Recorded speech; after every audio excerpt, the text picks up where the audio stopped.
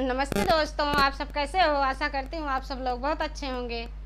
मैं एक तालाब पूजने वाला गीत सुनाने जा रही हूँ। जैसे लगे कमेंट करके ज़रूर बताना। छोटा सा गीत है, सुनिएगा ज़रूर। पसंद आए तो सब्सक्राइब, लाइक एंड शेयर ज़रूर करना। तालाब पूजन का चली राधा प्यारी, तालाब पूजन का चली राधा प्यारी।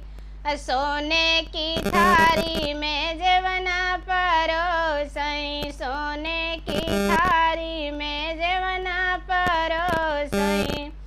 जेवना जेवा मई चली राधा प्यारी, जेवना जेवा मई चली राधा प्यारी। तालाब पूजन का चली राधा प्यारी, तालाब पूजन का चली राधा प्यारी। झंझरे ने गेड़ुआ गंगा जल पानी, सोने के लोटा में गंगा जल पानी।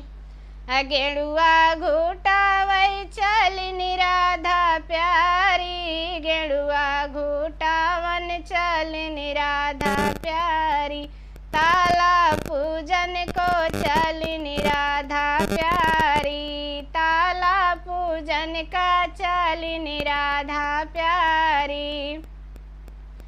इलाची लवंगे कर बीरा लगावई, इलाची लवंगे कर बीरा लगावई।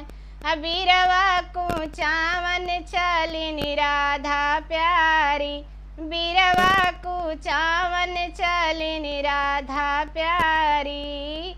तालाब पूजन का चली राधा प्यारी, तालाब पूजन का चली राधा प्यारी।